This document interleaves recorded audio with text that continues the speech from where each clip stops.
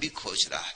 करुणा का यही अर्थ है, उसका हाथ भी तुम्हें अंधेरे में टटोल रहा है।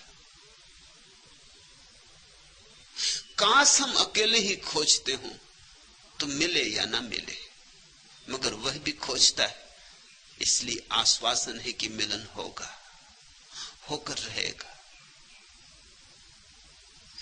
पलटू यही कह रहे हैं कि संतों के रूप में जो आता है वह उसी का हाथ है, अंधेरे में तुम्हें टटोलता हुआ।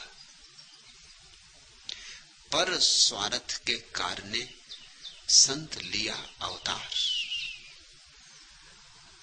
भक्त की भाषा में अवतार का बड़ा अर्थ है। ज्ञानी ध्यानी की भाषा में अवतार का कोई अर्थ ही नहीं होता।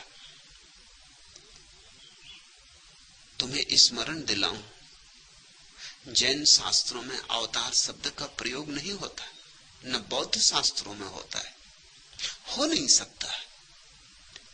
अवतार उनकी भाषा नहीं। किसका अवतार, किस लिए? जैन कहते हैं महावीर तीर्थंकर है, अवतार नहीं। जिन है, सिद्ध है, बुद्ध है, अवतार नहीं। अवतार का अर्थ होता है अवतरण, ऊपर से नीचे की तरफ उतरना। तीर्थंकर का अर्थ होता है नीचे से ऊपर की तरफ चढ़ना।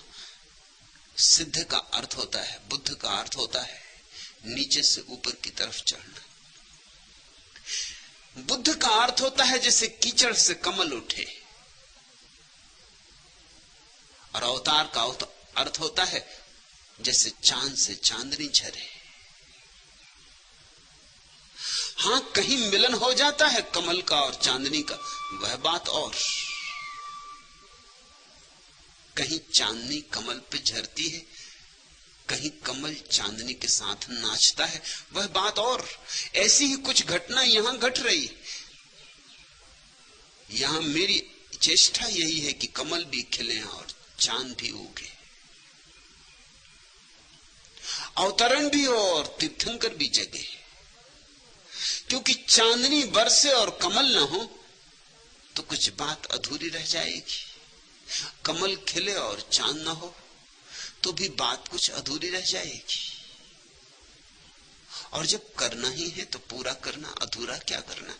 अब तक पृथ्वी के सारे धर्म अधूरे धर्म हैं, क्योंकि या तो धर्म ने ज्ञान का मार्ग पकड़ा या भक्ति का मार्ग पकड़ा।